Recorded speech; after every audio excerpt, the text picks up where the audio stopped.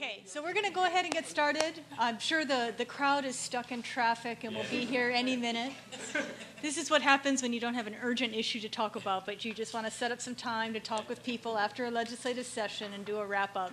But we brought in the four East Honolulu legislators, Senator Sam Slom, myself, Senator Laura Thielen, Representative Gene Ward, and Representative Mark Hashem. Yay! Hold up that applause sign. Yeah. So the idea, this is a small group, so I don't really want to hold the mic. I'll just stand near it. Okay. So the idea tonight is each of us is going to give a short wrap-up of the highlights or lowlights of the legislative session. This is obviously a very independent-minded community because with your representatives, you have 2 Republicans and 2 Democrats. Obviously, we're going to be independent-minded representatives. We may not agree with each other on everything, but that's democracy. So we're going to go in order of seniority. We'll start with Senator Slom for the Senate, then myself, and then Gene Ward and Mark Hashem. We'll keep it relatively short, and then if you guys have any questions, we can answer them, and also leave time afterwards for just more one-on-one mingling. So, Sam?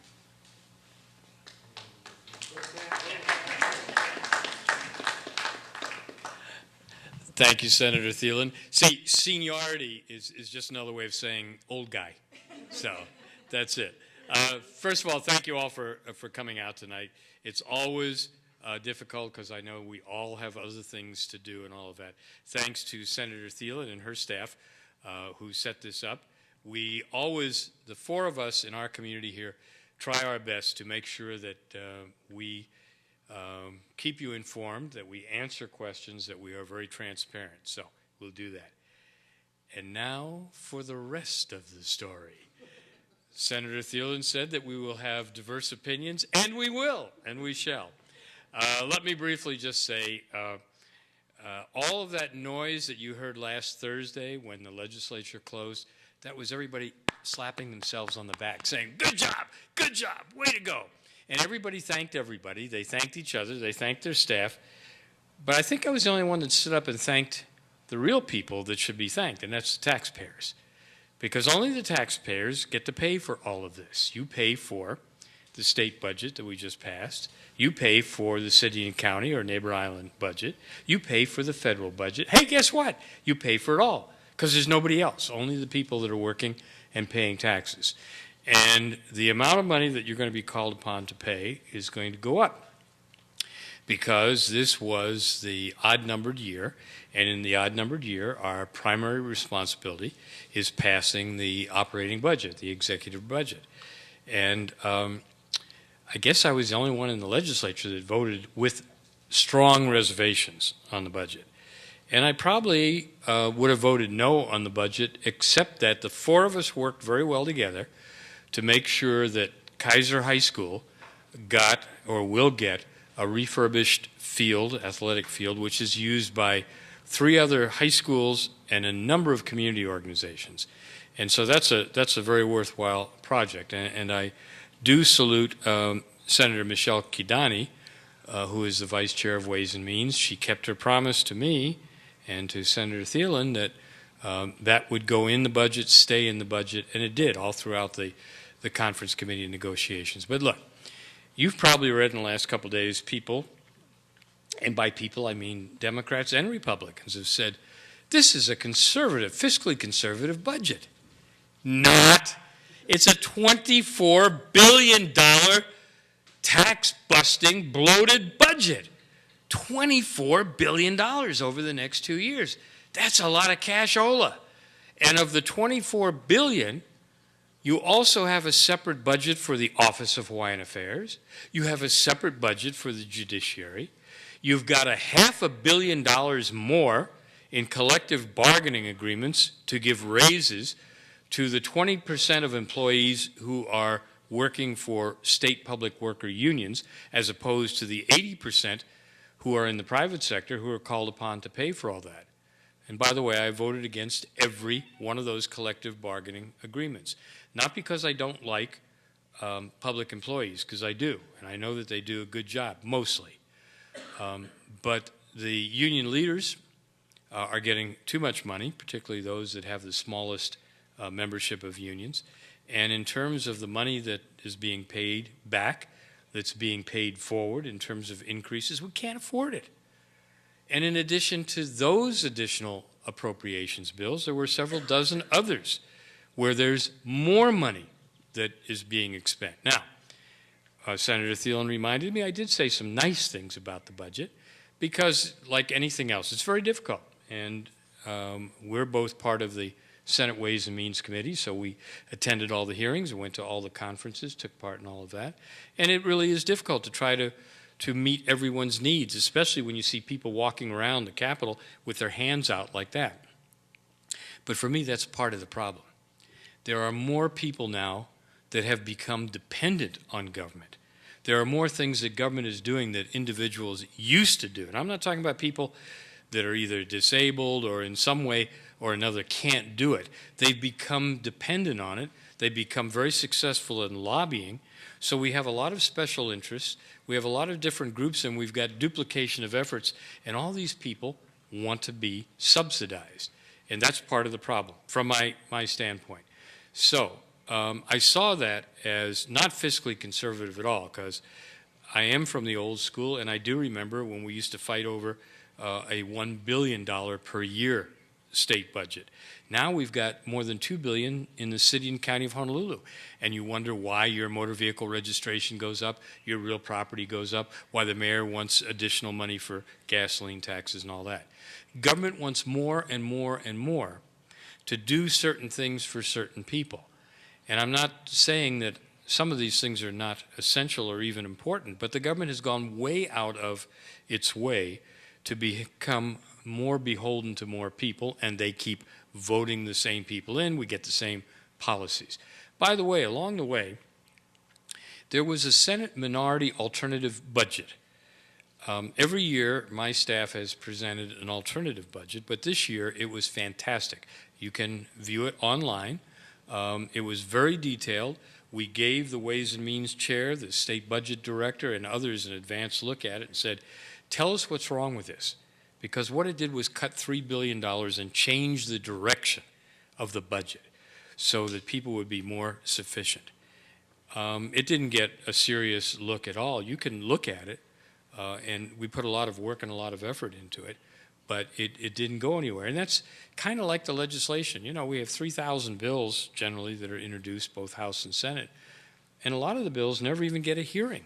And they're good bills, and we should discuss them, but we don't. So from my standpoint, I look at all legislation in several ways. One, is it going to increase your personal liberty and give you more choices? Two, is it going to alleviate some of your tax burdens and the costs of your standard of living here in Hawaii? And then number three, are we going to improve our worst in the nation business and investment climate, so as to encourage people to hire more people that are here now and to encourage more people to come in and invest in Hawaii? And unfortunately, from my standpoint, on all three of those questions, no, no, and no. But that's my perspective on it. I'm glad to be here. Look forward to answering any questions from you later on. So thank you very much.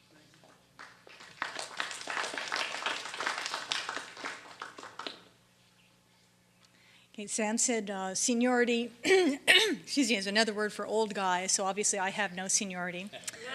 So this is my freshman year in the legislature.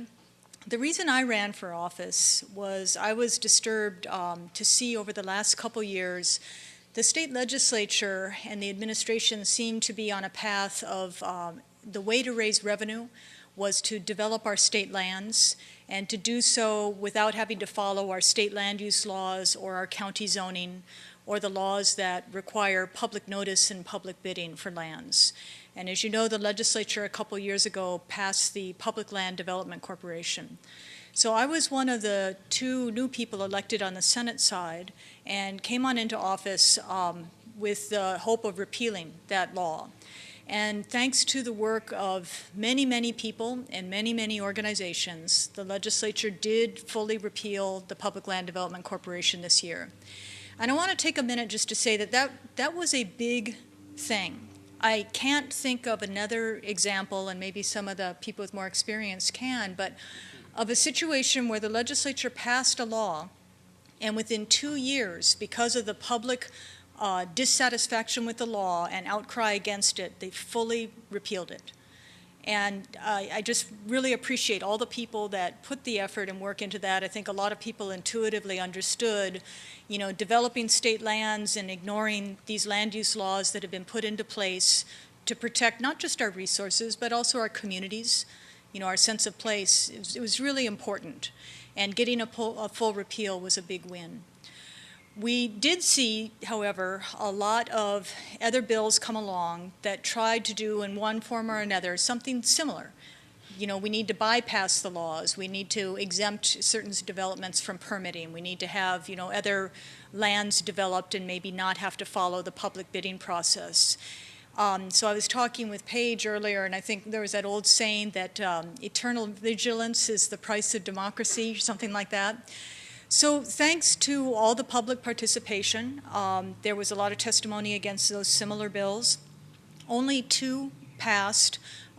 They were relatively limited, but it allows the Department of Transportation to be exempt from conservation district use permits for developments in state harbors.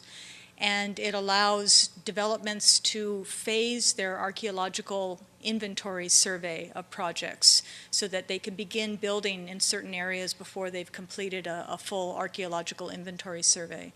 And in my mind, both of those exceptions are overly broad. They would allow, I think, what would be unintended consequences. And I've already started working with some legislators on trying to come back next year and to narrow those exemptions so that perhaps we can allow certain transportation projects, to proceed that were planned and prepared for, but not necessarily open the door to, unintended consequences and other developments. In addition to the land use, as I was going through my first legislative session, I also discovered that the legislative process, it can be different than what you expect. And it's hard enough for a legislator who's there full-time with staff to stay on top of how bills change over the process. It's practically impossible for the general public to do so, especially when our process allows us to do things like gut the contents of one bill and replace it with something completely different. It's kind of known as the gut and replace. And then another thing that happened this year was we had a 4-page bill, and at the hearing, it was amended to add like 42 pages of a completely different topic, and then that moved forward. Fortunately, again, most of those bills died because of the public outcry.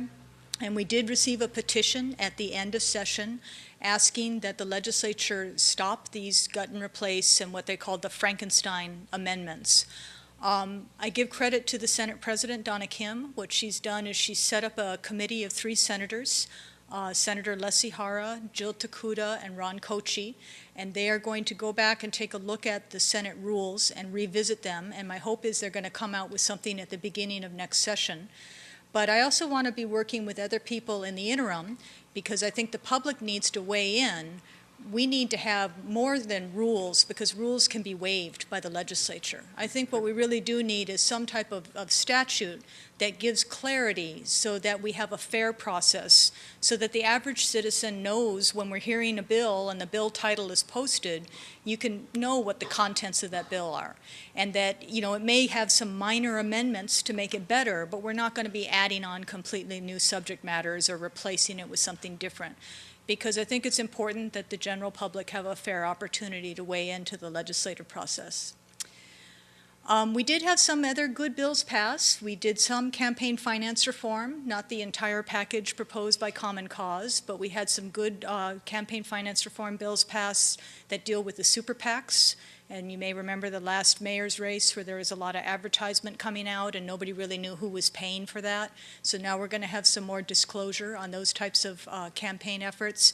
And then also requiring legislators to do our information on our financing at the beginning of session rather than after session's over. And that's, again, so the public can take a look at where we're receiving our donations and you can evaluate, are we being influenced by money or not. And so the timing of that is very important. We had a few other bills. I have my newsletter up there with a listing of some bills, and be happy to talk with you about those in the mingling time, and I know the other legislators have their newsletters too. I did want to touch a little bit on the finances, though. I am a fiscally conservative Democrat, or as my father calls me, I'm cheap.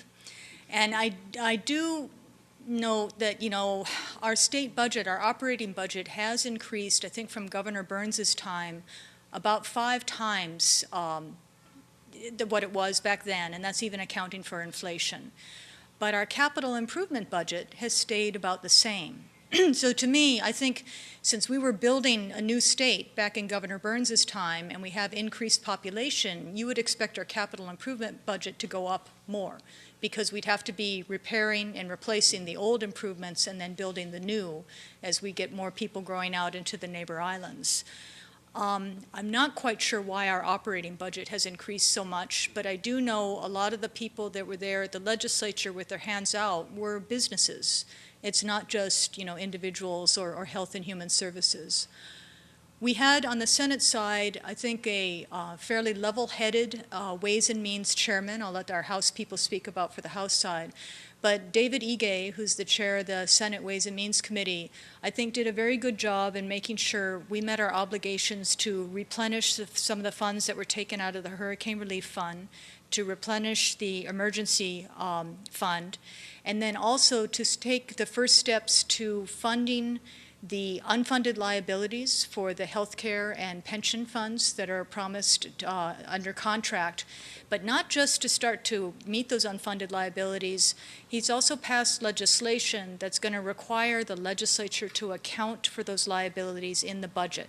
And that's going to mean that we're going to have to be more honest with our budgeting in the future and restrict, you know, desires to overspend or spend beyond what our revenues are. So I think those were good steps, and I'm glad, you know, to see that Senator Ige was taking those. At this point, I think that's enough for my wrap-up, and I'm going to pass it over to the House side to do their wrap-up, and then we can do some Q&A as a group and other one-on-one. But thank you all for attending tonight, and I appreciate you coming here.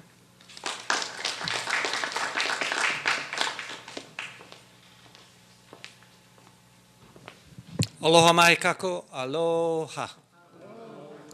Thank you all for coming out on this evening, 6:30 in the evening, where you could be in so many different places doing so many different things. But you wanted to know, what did we do, what did we not do, and then we wanted to answer all the questions about what we didn't say when we said what we've tried to say. I'm going to talk about 3 things after I give a grade to this session. However, I'm going to begin by asking my colleagues, Senator Slom, did you give a grade to the session? Or think about it. Or if you, a D. Senator, did you give a grade to the session? You did not think about it. Because I'm going to talk about a B or a B plus because of 3 things. It was responsible, it was receptive, and it was reasonable. First, in terms of responsibility, in terms of budgets, Senator Slom talked about budget. You want to talk about the easiest thing to do poorly when you got extra money? We had $500 to $700 million extra dollars. The easiest thing to do poorly is start spending it, which we did of some. However, we socked away money to what otherwise some of you were concerned about, the Hurricane Relief Fund. Remember, we rated it. You say, hey, what if we get a hurricane? What's going to happen? We put $50 million into that. The Rainy Day Fund, we took money and put it into the Rainy Day Fund, another $50 million. And for those of you who are concerned we were going to slip and slide like grease because of pensions and unfunded liabilities, $217 million went into the unfunded liability fund.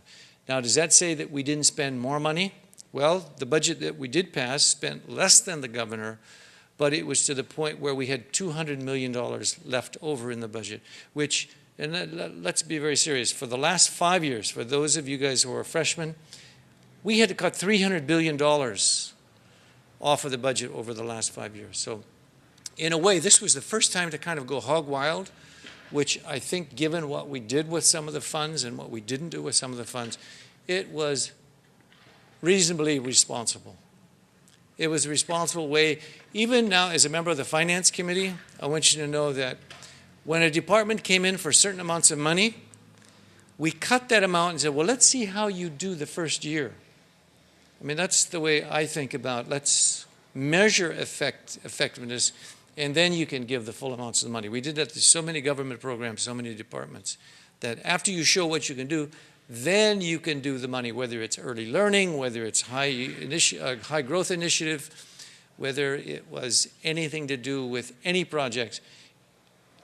The fiscally responsible thing was to show us what you can do with the funds. Those are some examples of what the responsible fiscal areas. In terms of what was receptive, being that I was part of the coalition, the Republicans, 7, and the 44 Democrats, for the first time in the history of the state of Hawaii, were in a coalition government with Speaker Suki. Heretofore, as you know, Calvin Say had been in for 13 years. And this was the first time, even though there had been coalitions in the past, it was always with the Senate. Governor Abercrombie was in one, Dante Carpenter, and so on and so forth. So it was unprecedented, and everybody was wondering what's going to happen with the coalition. I think as a member of the coalition and the vice chair of economic development and business, it's a different view into the legislative process. Even though there are many moving parts, I think the way we were treated in sense of having our fingerprints on a lot of bills, and a lot of bills died, particularly those who are fiscally aware of what was going on. The GT tax bill died. The TAT tax increase died. The internet tax died. The sugar, other increases on some of the taxes, as well as gambling and other issues, assisted suicide, same-sex marriage, etc., were pushed to the side. So in terms of people being receptive, I think the coalition has been able to make a difference in impacting in some of the legislation that did come through. And it's interesting when we have the PLDC come for us, as Senator Thielen mentioned, it's almost at this juncture 2 years ago that the PLDC was just in its zygote stage, and the legislators were brain dead when it was going on, and they didn't realize that the gut and replace at the last minute, no one ever caught it until months later. In fact, it's been 2 years now to turn it upside down. Are there any gut and replace issues this session? Yes, but fewer. We had fewer gut and replace. That's why I say it's been more receptive, more open, and a bit more transparent, because gut and replace, the surprises that came in some of the previous sessions have been much higher and fuller. Also, from the Finance Committee perspective, the staff was much more open in the sense they really called out the departments with the cat and mouse games that they had been playing in the past. They spoke very frankly. They took away a lot of open positions that otherwise they were socking away for different vacation and sick leave funding. It was much more transparent, and they called a spade in terms of what they were doing with money and where the money was being hidden. It's still a bit of a mystery, but it's further being resolved. Lastly, I think it was reasonable because a lot of the bills that were good passed, and a lot of the bills that were bad died. Some of the good ones I just mentioned. Some of the bad bills that passed, those are the things that, for you small business people, the bills that are increasing your fees. In fact, if there's anything in the bad column, it's the fees that have been increased. Mortgage fees have gone up. Those of you who have cell phones, if you have insurance for it, the licensing went from $150 to $5,000. The unemployment tax break that was suggested for small businesses never made the cutoff of a technicality, so we didn't help the small business community in that regard. And the SHIELD law, for those of you in the media, some people who were very concerned that we had a bill that was getting more and more flawed, even though a couple of years ago when it was passed, it was one of the models of the nation because it had non-traditional journalists included. That bill, I think we really messed up. We played around with the First Amendment and did a very, very poor job in that environment. Some of the other highlights of the session, really go down to when you're down into the weeds and you've got solar tax credits. I thought we could have done a better job. The mantra of my office is solar on every roof. I don't think with what we have now on the books, which is basically a regulation, and we only have 1% of our electricity from the grid, from PV, I don't think we're going to be the world leader that I see that we have the potential to do. I don't think we've got the incentive, and my proof of this is that for the last 30 years, we've incentivized everybody to get solar water heating. Right now, the penetration of solar water heating is only 29%. If you have an incentive, people will go for it. If you don't have an incentive, they're not going to go for it. And I think we've dropped the ball on the PV. My prediction is the PV and the whole photoelectricity thriving in the green industry that we've created is silently, slowly going to just fade away, and all the hype that we had is not going to be realized. Now, there's a lot more individual stuff that can be mentioned, but I think it's a broad overview looking at the forests and the trees. The forest is, we could have done better, but we did the best we had with what we had, and we dodged the bullet of being the spendthrift when it was the time when we had the funds coming. But let us not be too overly optimistic. In 2016, as we've already seen, the downturn in visitor arrivals is already upon us. In the decreases in the taxes that we raised, 600 million of taxes a couple of years ago, some of those exemptions are going to be taken away, and those funds are going to go back into the system. So we're not out of the woods. We're just saying that we're coming around, and I think what we did with the money, with what we did have to spend, we've spent reasonably well. And I think depending on how your perspective is on what's best for the state of Hawaii, I know from your point of view of Hawaii, hey, you didn't fix my roads yet. That's the thing that you guys see every day, and it's one of the things that we haven't done. But at least this time, we didn't raid the pothole road repair fund. We didn't raid the ERS that we did in the past, and we didn't take off the excess earnings of the ERS that make for this unfunded liabilities. So in short, I give it between a B and a B plus, and I'll go back. Did you choose your grade yet? Still thinking about it. We got a D and a B, and now we've got Mark Hashem, who's going to come up. He's going to tell you. He's going to think about it. Okay, thanks very much. Aloha. Rather than give the legislature a grading, if I could say one word, I would say it was chaos, because in the beginning, when we started, everything was on the table. There was medical marijuana, same-sex marriage, everything.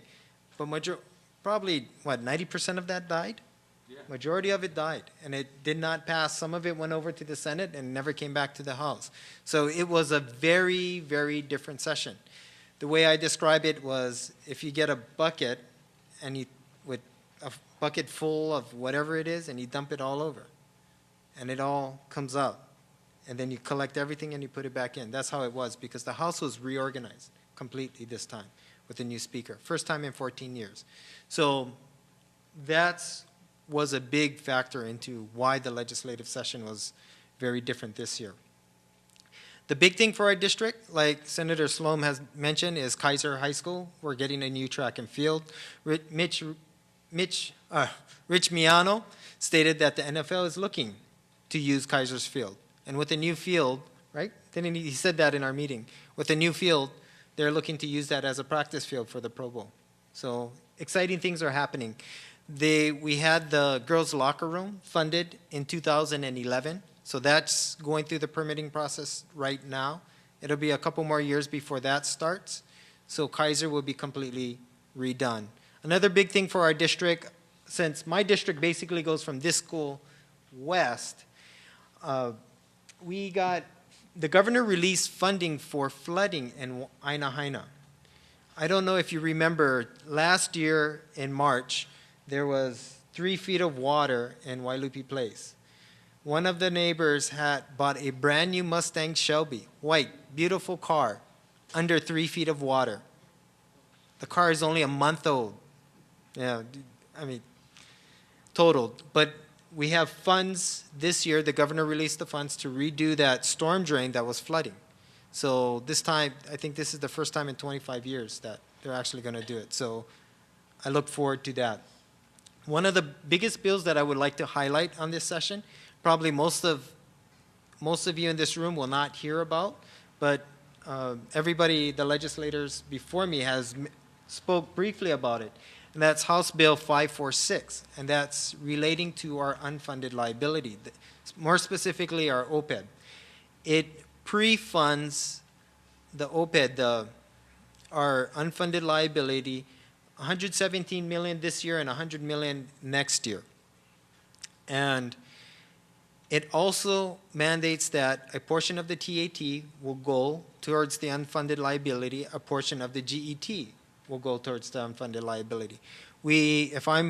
I might be mistaken, but we are the first state to ever mandate funds to go to their unfunded liability. So this thing is actually really, really big.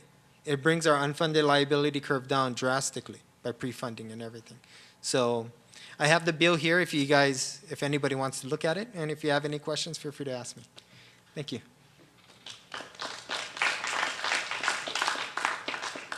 So it is a small group. I don't know if you, why don't we go ahead and start, though, to see if anybody does have questions, because you may not be the only one with a question. And then after we answer a few of those, we can go to more one-on-one mingling. So does anyone have a question for any of the legislators in specific? I just wanted to ask a question and clarification, because I'm actually writing a story about unfunded liabilities.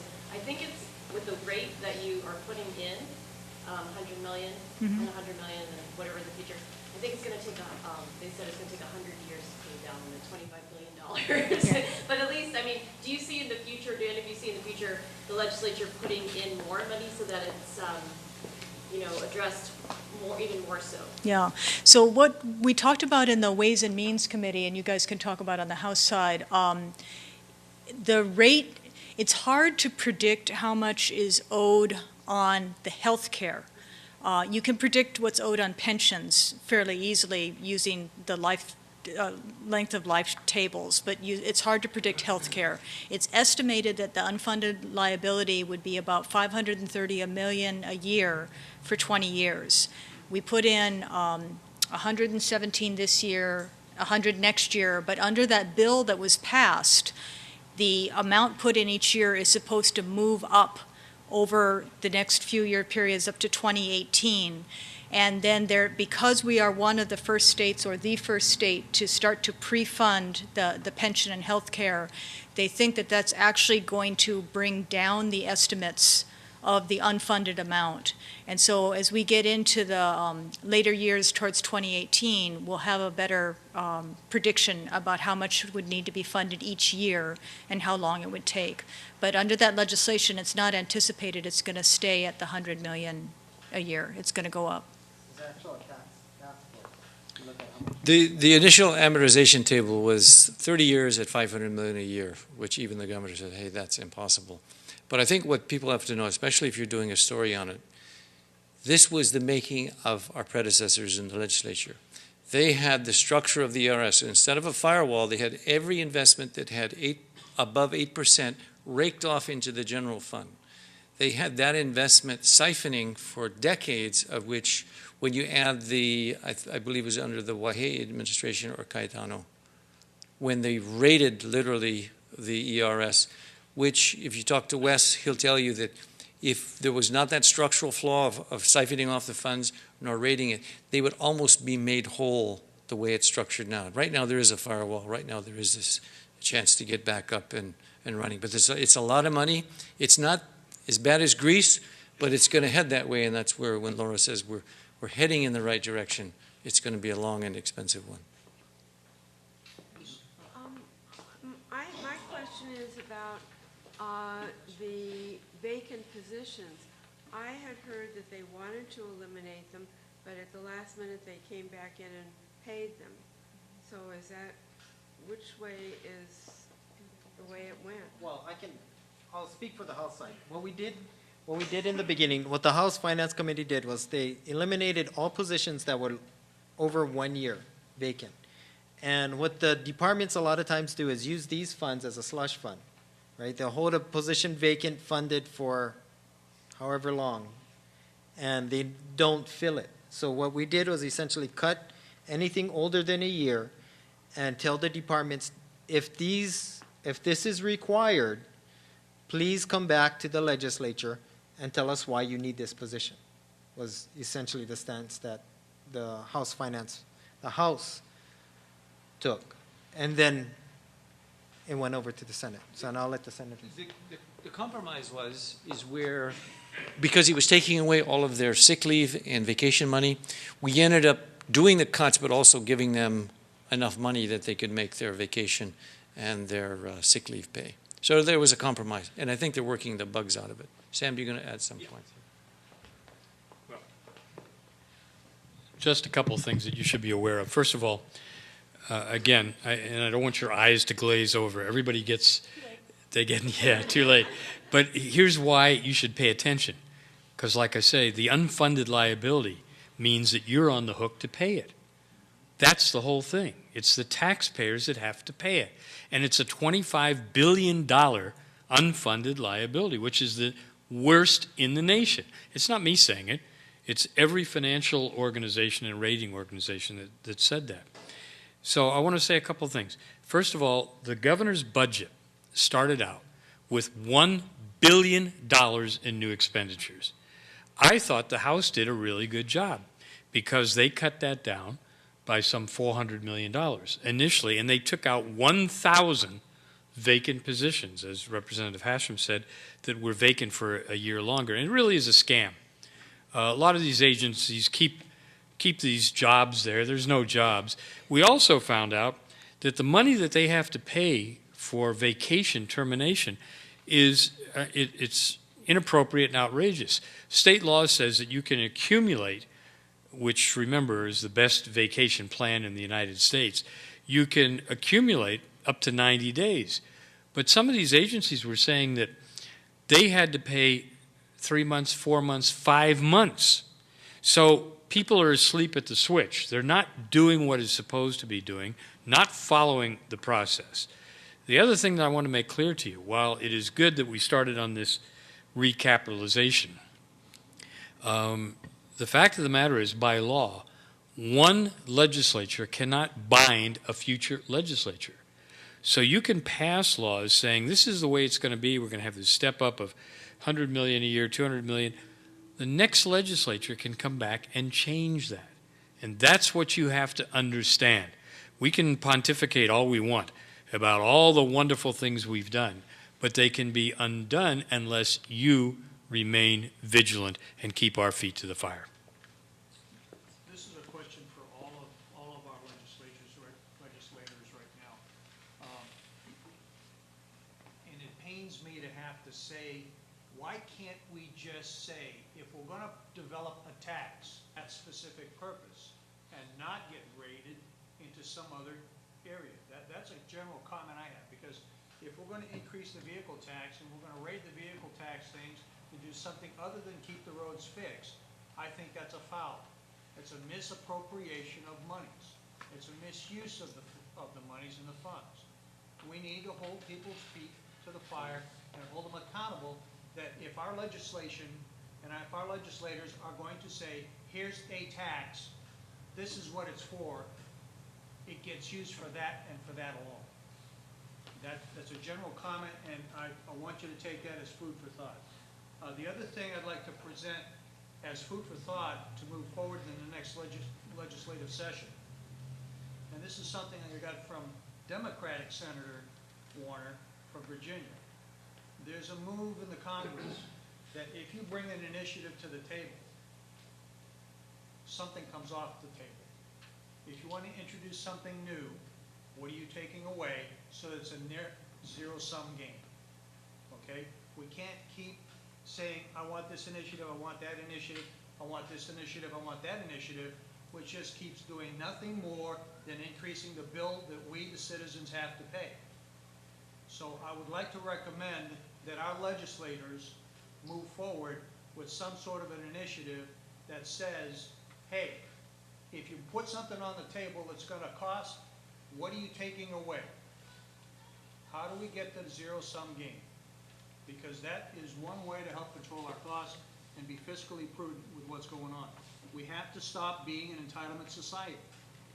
Okay, the real question I have. Wait, I gotta repeat this for the Olelo. So first of all, I guess the first question for those of you who didn't hear is why do we pass a tax, put it into a special fund for a particular use, and then turn around and rate it and put it to something else that shouldn't be allowed? The second question was, why do we always ask for more in budgeting? Why don't we have something that if you bring a new idea to the table, then you have to take something old off, so we have a net zero budget? And the third question is? The real question I had. The real question. The first two were statements. Okay, the first two were statements. The first two were statements. Okay. Okay? The real question is, how can we move forward so that we get rid of the gut and replace, which you've mentioned already, so that we comply with the transparency laws that we have here, so that if you have a substantive change to a bill that's been presented, that you start the 3 hearings over again, that you start the 3 readings all over again from step 1, so that you avoid these Frankenstein bills that it's been alluded to. Okay. I'd like to answer that question. All right, so the real question was, how do we avoid gut and replace and the Frankenstein amendment bills and make sure that we have transparency? Yes. I've actually started looking into some of this because of the complaints we got during the legislative session. We have 2 amendments in our state constitution that deal with making the legislature a fair process so that citizens know what's going on and that they can weigh in. People have brought lawsuits against laws that were passed in history to challenge those laws on the grounds that they did not meet those constitutional requirements for 3 hearings in both houses, or that the subject matter inside the bill didn't match the title, or there had, too many contents in the bill. And in some cases, the courts upheld those lawsuits and overturned the laws. In other cases, they've said that the legislature needs to have some flexibility. In my opinion, right now, what we have is the Constitution, and we have legislative rules that can be waived. And I think what we need is something in the middle, which would be a law, that would give some more definition about what kind of notice needs to be given, how many hours, before you can hold a hearing on a bill, what kind of information needs to be in the title, and how much can you amend it before it kind of crosses that line into becoming a Frankenstein bill. I think if we had a law that would help legislators as well as the general public by kind of laying the ground rules. But what Sam said is true. This current legislature can't bind future legislators. So even if we were to pass a law, in the future, the legislature could amend it. And, it's not that joke that the price of democracy is eternal vigilance, is you have to stay involved. You have to keep testifying to the legislature. You have to let us know, what you're dissatisfied with and what you want changed. And the legislature can be responsive. The PLDC repeal this year was the sign of the legislature being responsive. The fact that the Senate president has now assigned this gut and replace issue to a rules committee means that there's an expectation that the Senate will do something next year. But I think if we were to gather more momentum, could push the legislature a little farther and to get something that maybe more the broader public would be happier with. I'll let other legislators answer too. Yeah, a few thoughts. First of all, the quotation about eternal vigilance has to do with liberty, not democracy. And there's a difference between liberty and democracy, just like there's a difference between a republic and a democracy. Some people want laws. And all of us, the 4 of us, get calls every day. Why don't you pass a law to do this against my neighbor? I'm okay, but it's my neighbor is really rotten. If I took your statement correctly, you weren't talking about removing laws just that have to do with budgets, were you? Were you talking about laws in general? Because, like I say, we offer about 3,000 a year. About 250 to 275 are actually enacted into law. So I've introduced that legislation on 3 separate occasions to do just exactly that. It's never gotten a hearing. I doubt that it will because there's no political will to do that. Secondly, those of you that know me know that in the 17 years I've now been at the State Senate, I have spoken against and voted against the creation of every new special fund. Special funds are evil. And the reason they are evil is because, again, you can say all you want. We're collecting this tax to help the keiki, to help the teachers, to help the wild birds, to help the whatever you want to say is fine. But it's got no effective law because the legislature next year can, and as they have done, come back. Soon as they see that money raise up, they raid it. And we've seen it in many different areas. In fact, we had wholesale raids. Now, I don't want to leave you with a negative connotation because people used to laugh at me, even my Republican counterparts. You know, oh, there goes that Sam again, special funds. And then about 3 years ago, in the Senate, some of my counterparts started saying, wait a minute, we talk to agencies when they come before Ways and Means. They don't even know how many special funds they have, and they don't know what the balance is, and it's significant. So that's one of the things that we can do. But as Senator Thielen says about the rules, it's really funny. In the Senate, there's 24 people that make rules behind closed doors. And they make those rules. They waive those rules. All the time, people stand up and say, Madam President, I'm seeking a waiver for Senate Bill 25. Granted. We exempt ourselves from the rules. We ignore the rules. So just because you have a law or because you have a rule, without you, the public, watching what we do, questioning what we do, demanding that we do the right thing, it's not going to change. And particularly when you have a tremendous majority in both houses of the legislature. It makes it a lot easier. The one thing I would say about it is more difficult for not only legislators and others to find out what's going on. Of course, I don't have any problem because I'm on all 16 committees. So I get to see every day what everybody is doing. And in fact, my colleagues like me so much that there's only 24 of them and one of me, but they always call me and say, oh, Senator Slom, please come next door. We need you for a quorum. We need you for a quorum. 24-1. 24-1. What they're doing, I don't know, but they need me for a quorum.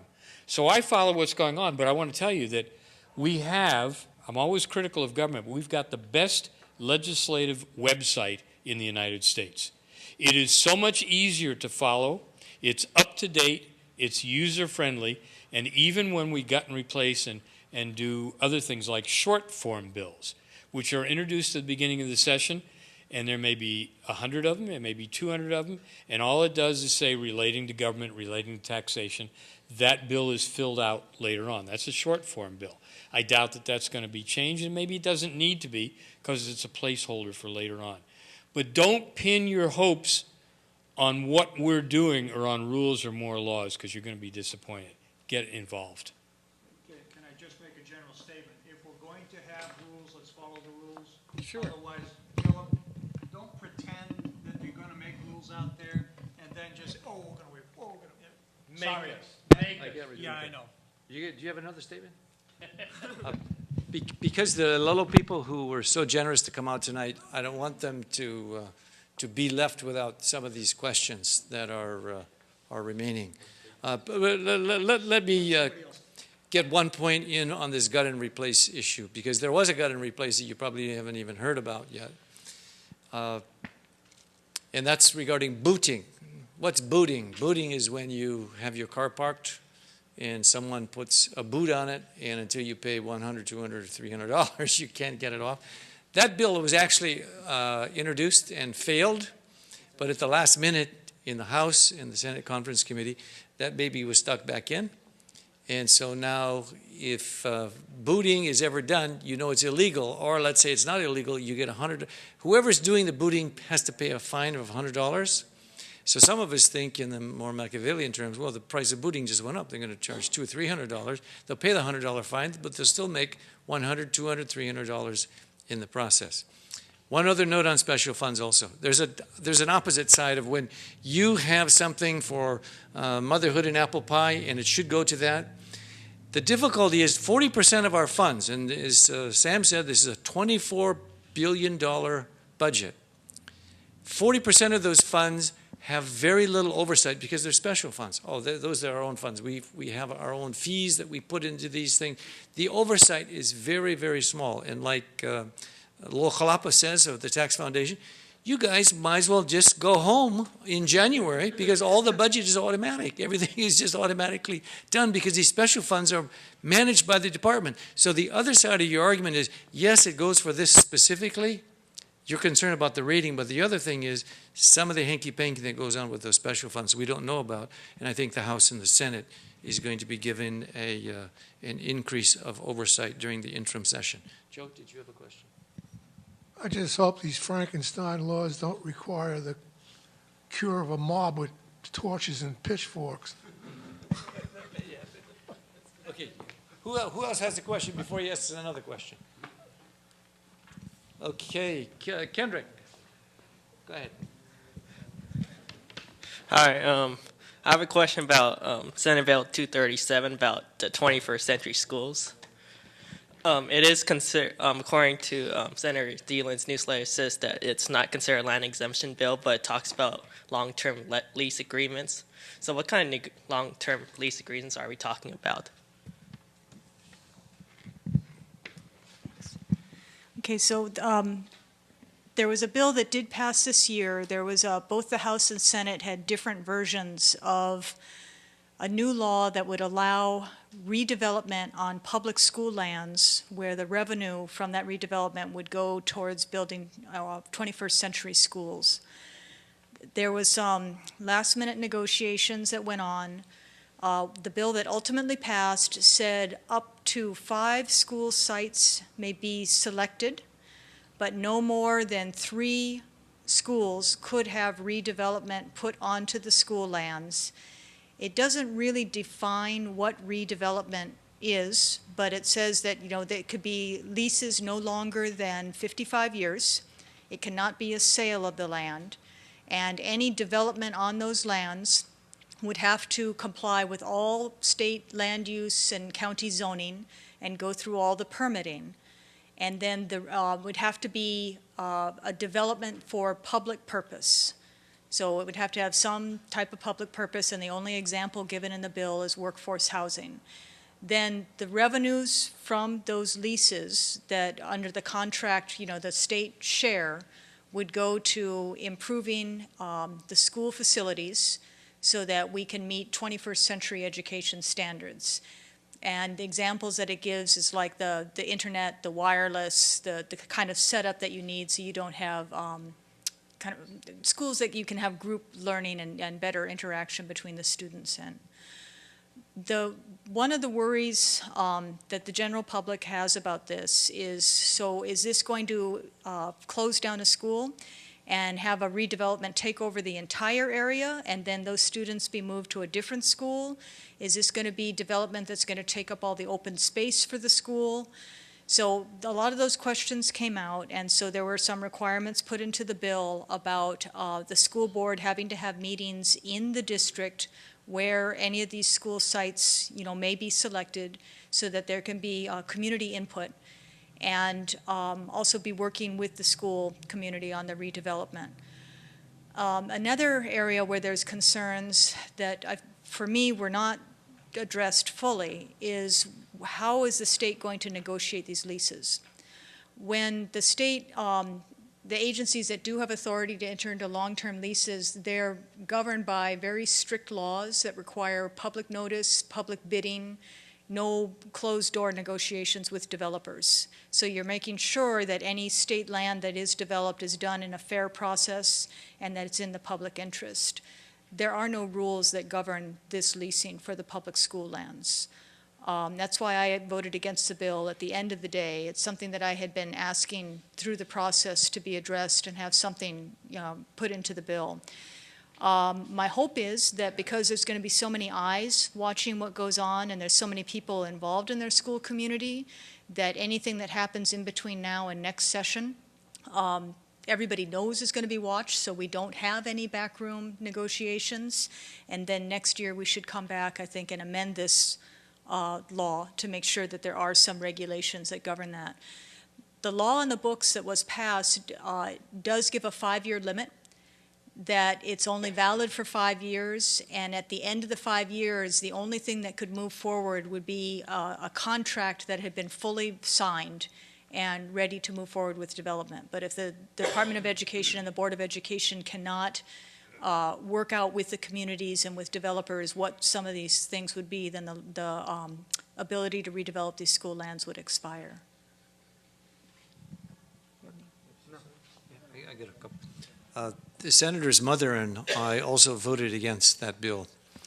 I call it the DNA of the PLDC, or the son or the daughter or the relative of PLDC, because it has the same sense of taking public land for a private purpose, and I think, as her mother had said many times, public school land should be for public school purposes. And the difficulty is, and we faced it personally here in East Honolulu, Cocohead Elementary School was on the chopping block. It was going to be closed. They literally it was a blue ribbon school, but it was on the chopping block. It was getting so close to being closed, and the seminal idea had just surfaced at about that time. And I'm thinking now, with the governor having said in his State of the State, or was it one of his speeches early on this year, that there's $1 billion worth of real estate between Hawaii Kai or Kaiser and Roosevelt High School. The schools that are on the chopping block had, like Hawaii Kai, a real pushback. But there are those that have not the same community engagement that we have here in this community. And one case in point was Kalihi Pu'uhali Elementary. They were really teetering on closing. And if it's where they could, like right in the industrial area in Kalihi, could you see workforce housing, or however they put condos that could be for workers, low-income people? That school would be closed. So I don't see the true dimension of getting money into the DOE. The DOE should get the money from the general fund. The DOE should get the money from the budgeting process. But to put their lands into the development mode, I think, is a misuse of that land. If they want to sell off the land, that's a different issue. But to go into it and develop it, I know that's something that can be definitely misused. Sammy, you want to add something to this? Did you vote for the bill? No. No, in the final, I voted against the bill. Actually, Senator Thielen and I were pretty close on most of the votes, particularly on like PLDC, which I introduced a bill and all that. My perspective on this is a little different. We had a couple people, particularly from Jefferson School, which were adamant against this, because there's Jefferson School sitting right down in Waikiki. While they didn't name names and didn't name schools, you got to know that would be one of the first, if not the first, to go. And excuse me for being cynical, it's got nothing to do with education, got nothing to do with 21st century. It's got everything to do with investment. We see how the state has gotten involved in business dealings before, and will sell the Aina right out from under us. Well, that was very simple for me, because when I looked at the bill, it put the development responsibility on the the DOE. And the DOE doesn't know how to develop the schools. So that was a simple. Right. So with that, I want to thank you all again for coming out, and I just wanted to make sure to leave time for the one-on-one mingling, because some people don't like to ask questions in front of everyone else, and you should have the right to grill us in private. But thank you again for coming out, and thanks to all the representatives and also the staff who came out and, yes, organized everything. So mahalo and good night. Can I ask just one last question? Okay, one last question. Looking forward, every year we go through this process where there are pressing needs, new needs that need to be met, whether it is negotiations with labor unions or deterioration of physical environment, new needs for infrastructure, etc. You can almost guarantee that every year the amount of money that is needed, quote unquote, for government is going to go up. I think it seems to be doubtful, particularly given the pushback these days against more taxes, that the public revenues are going to be able to keep up with the anticipated demands. And in the simplest form, I guess my question is, at what point do you see that these chickens are going to come home to roost and that we are just going to have a major solvency problem in this state? Well, good thing this is a quick one. To be fair, I think giving everybody a chance to address that one. I think there's two things to focus on. One is, in the shorter term, one of the things that came out was that not everybody is currently paying their taxes. And so it puts an unfair burden on the honest people who pay their taxes, that we have people who are not paying, and what can we do about that? And our State Department of Taxation is not very automated. So one of the things the legislature did this year is they funded the automation of the state, but they prioritized getting the Department of Tax automated first, because the current tax director has estimated that if he can enforce taxes by going after the scofflaws, and he can do that better with an automated system, he can gather as much revenue as we would get from a 1% increase in the general excise tax. So that's significant, and to me that's fair. I mean, everybody should be paying their share. So it would mean that we wouldn't have to increase taxes on the people who are complying with the law, and instead could go after the ones who should be paying their share. I think over the longer term, though, our model for our state has been we develop our economy by developing our land. And I think we need to find a different model, because we are running out of open land. We have a big desire to keep, agriculture viable in Hawaii. And a lot of times our development, especially in this international world, is not being done for our local residents. It's not helping our local housing prices, and in fact, it's actually making them higher. And so I think we need to be working on a different economic model, especially with the rise of the middle class in China and Korea, where we're going to have a lot more pressures on land development here. That's a very good question. And my response to that is, it's the legislative process. And that's what we are, as legislators, are supposed to do. We're supposed to go through the budget and look at which has priority, which doesn't. Like this year, we cut out 100 positions from the University of Hawaii. So that's one example. And going back to Senator Slom's point of special funds, that's one of the problems with special funds. If it's directly related to a certain issue, for example, gasoline tax and roads, to repaving the roads, that's straightforward. When you have special funds, it bypasses the whole legislative process. The money goes directly to the department or to that certain function or that program. And you don't have the vetting that they come back like all the other departments do and say, this is why you need to fund our department. And that's the key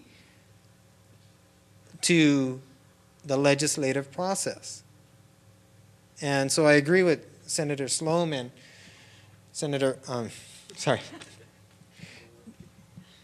Representative Ward about the special funds that we. The question is a stem winder. It's a profound one. It's a difficult one. But you should know that government always spends whatever it has. The Council of Revenue says, here's your limit. And do we always spend up to the limit? Usually we spend up to the limit and over. Your nation is spending 40 cents on every dollar on borrowed money. I mean, thank God we have a balanced budget in the state of Hawaii. Can you imagine? The needs of government, the needs of people are unending. So it's always, it's going to be like the Malthusian equation, the food supply is always going to fall short of population.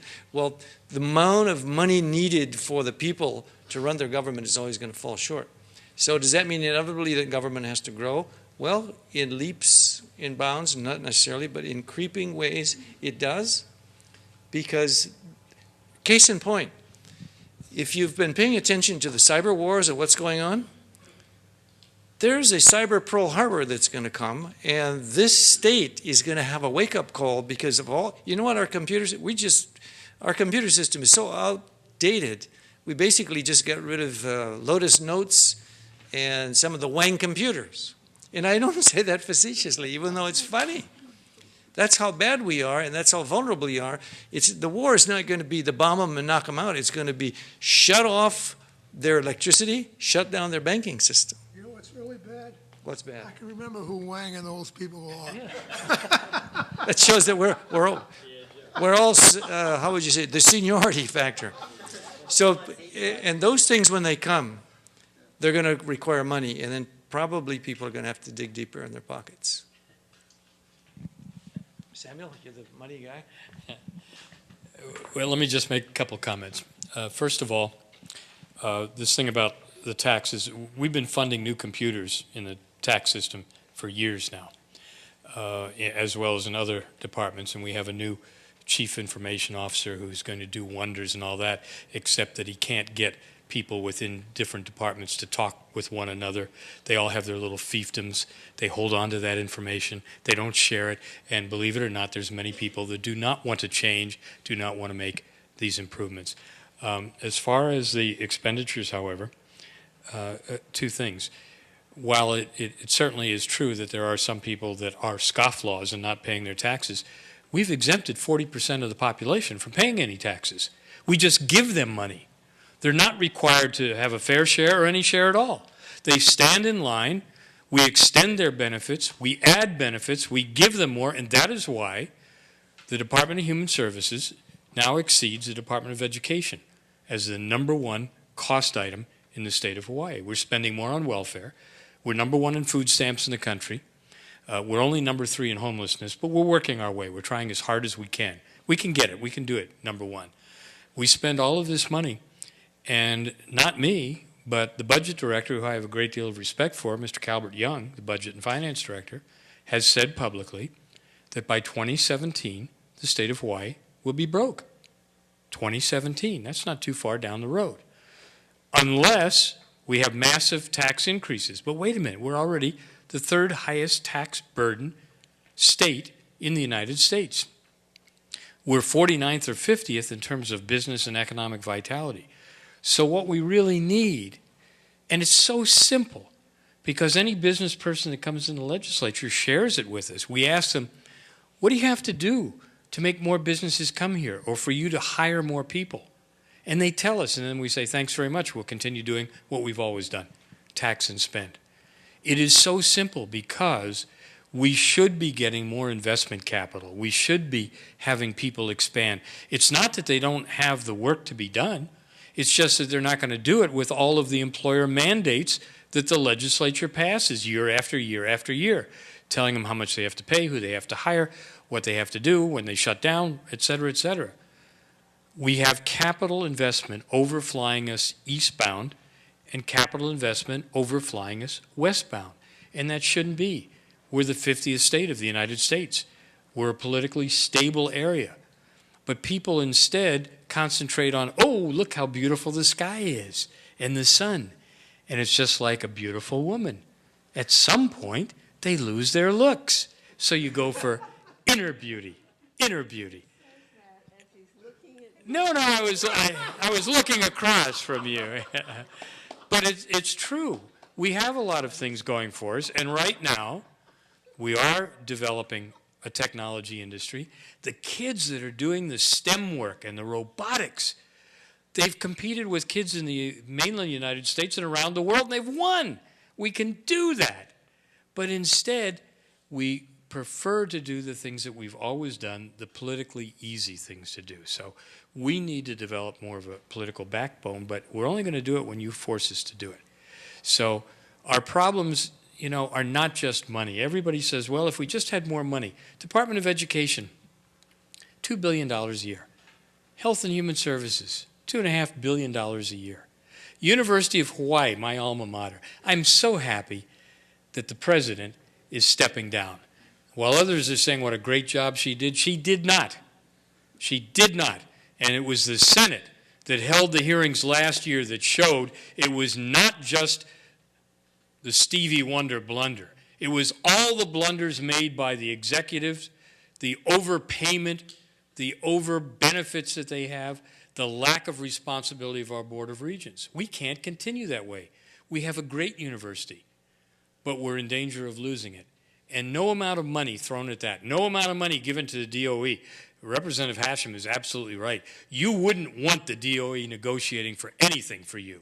Not at all. They're incompetent. But yet they say, just give us more money, give us more money. And you've been willing to do it. So just stand up and say no. We can solve our problems. I'm very bullish on the future of Hawaii. But it does require change, and it does require a different direction. And so far, we've indicated we're not willing to do that. But we can. Well, thanks, and at that time we will wrap up. But we have a little bit more time here, so we can talk with you one-on-one.